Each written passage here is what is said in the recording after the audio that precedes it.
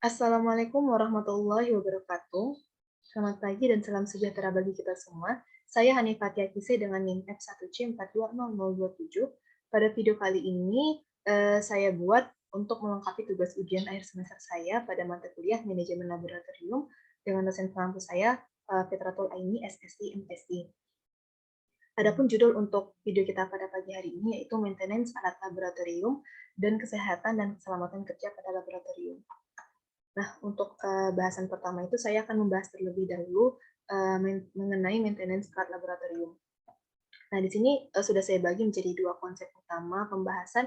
Yang pertama itu maintenance dan yang kedua mengenai laboratorium. Nah, apa itu maintenance? Maintenance itu merupakan semua aktivitas untuk mempertahankan fasilitas dan peralatan sehingga dapat bekerja atau berfungsi dengan baik secara teratur sehingga sistem dapat berfungsi sebagaimana seharusnya atau dalam kondisi siap pakai. Nah, lalu yang kedua itu laboratorium. Laboratorium itu merupakan tempat di mana kita melakukan riset ilmiah, eksperimen, pengukuran, ataupun pelatihan ilmiah. Nah, dan juga laboratorium ini merupakan tempat di mana kegiatan-kegiatan tersebut dapat terkendali. Nah, lalu untuk tujuan dari pemeliharaan, sebenarnya maintenance ini memiliki arti dalam bahasa Indonesia itu artinya pemeliharaan dan perawatan. Nah, jadi untuk tujuan dari maintenance ini sendiri yaitu untuk mempertahankan kinerja alat dan fungsi bahan sehingga siap untuk digunakan.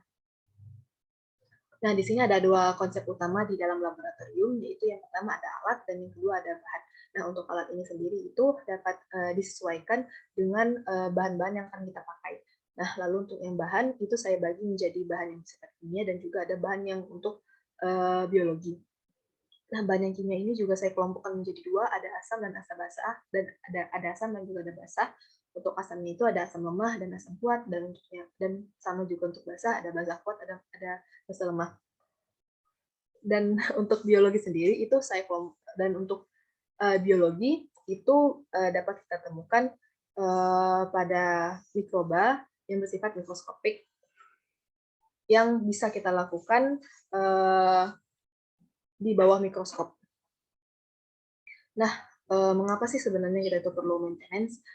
Karena maintenance ini sendiri, karena dapat kita ketahui alat dan bahan itu mudah rusak. Nah, jadi karena mudah rusak inilah kita itu perlu sebuah langkah-langkah perawatan dan juga pemeliharaan. Nah, berikut saya jabarkan kembali perlunya maintenance atau pemeliharaan dan perawatan. Nah, yang pertama itu untuk mempertahankan kinerja tinggi. Yang kedua, menjaga peralatan labor agar tetap awet dipakai dan memperpanjang usia alat. Yang ketiga itu menghasilkan pengukuran yang reliable. Nah, mungkin ini maksudnya itu seperti ini. Misalkan kita menggunakan suatu alat, di mana alat tersebut dan bahan tersebut perlu kita timbang. Nah, jika setelah kita melakukannya atau kita setelah siap pakai, tidak kita bersihkan atau tidak kita buat secara semula, nah itu ketika kita akan melakukan pengukuran kembali di lain waktu, itu akan membuat pengukuran kita itu tidak stabil.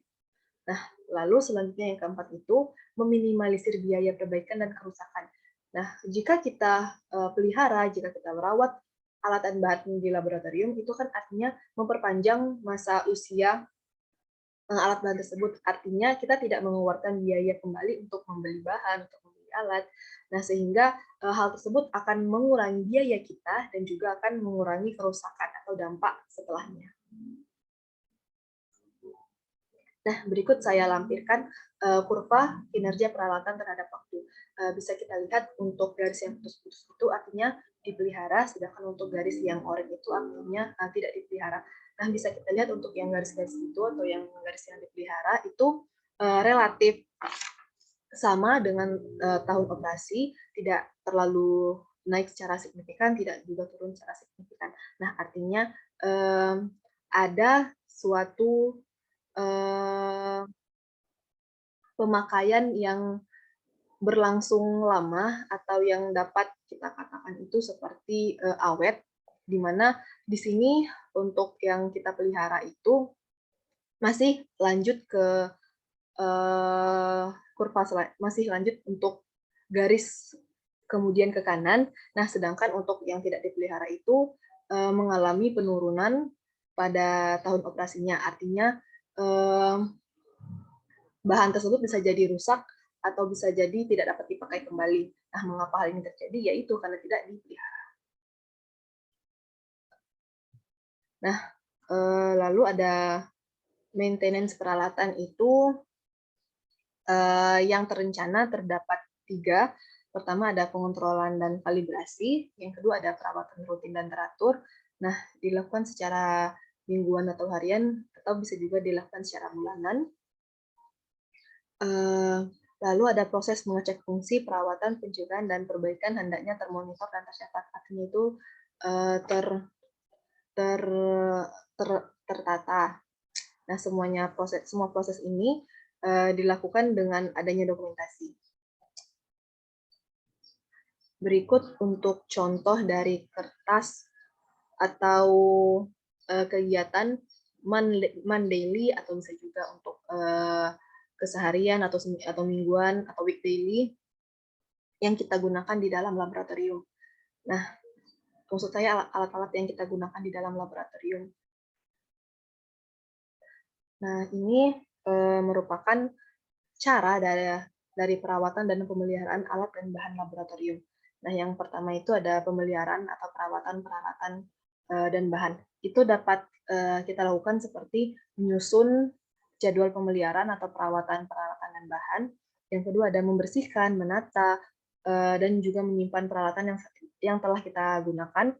Lalu membersihkan sarana penunjang setelah kita gunakan. Menata dan menyimpan sarana penunjang, membersihkan, menata dan menyimpan bahan, serta melakukan kalibrasi peralatan. Nah, lalu yang kedua itu ada membersihkan, menata dan menyimpan peralatan. Hal ini juga sudah saya sebutkan di poin A.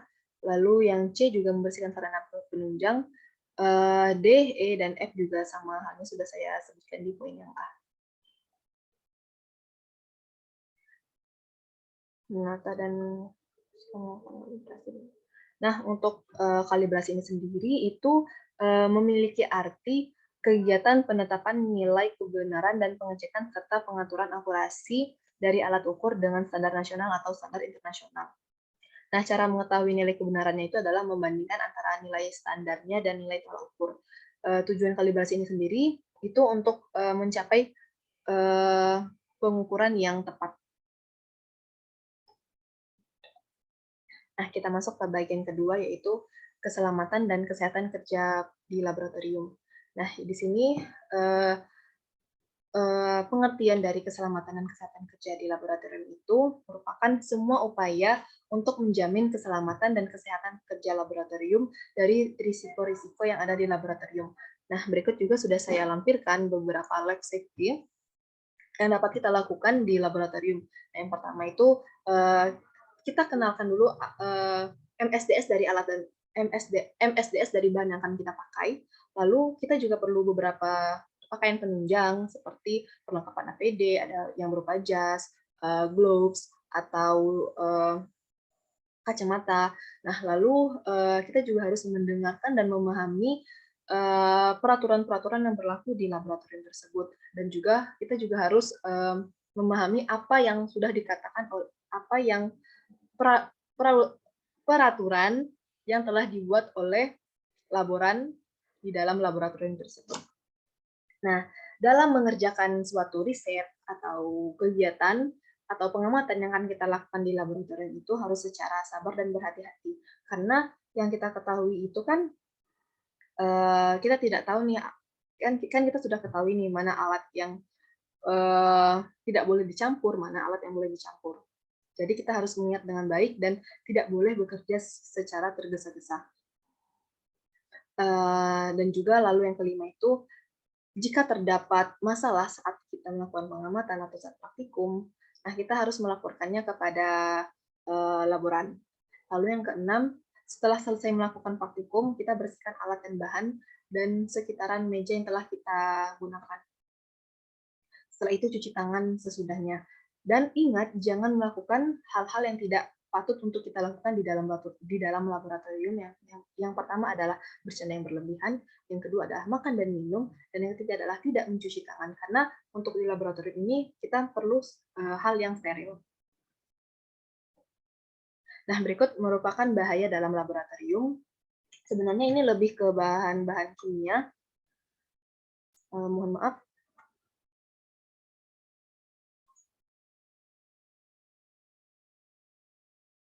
Nah, berikut untuk bahaya dalam laboratorium yang dikenalkan dalam beberapa simbol.